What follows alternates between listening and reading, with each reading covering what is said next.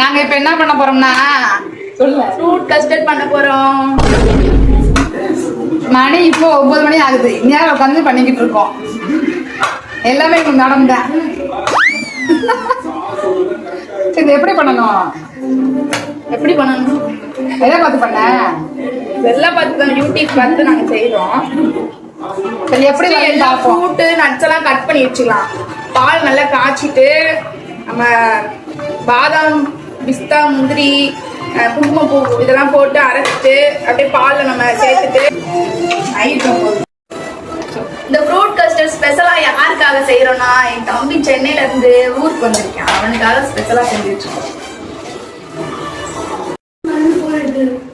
Banana தான் அதிகமா இருக்கு, அதனால பனானா நம்ம அதிகமா சேர்த்துக்கணும். பால் கொதிச்சு ரொம்ப நேரம் ஆச்சுல, ஏதாவது பண்ணி டக்குன்னு அடுத்து என்ன பண்ணணும்?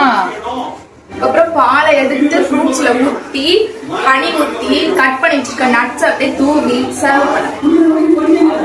சரி பாப்போம். எனக்கே நீ சொல்லும் போது எச்சி வருது, எப்படி வருதுன்னு பாப்போம். ரெடி.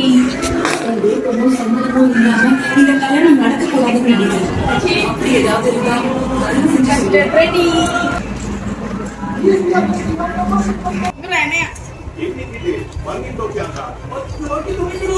சொல்லிரவா சொல்லுங்க.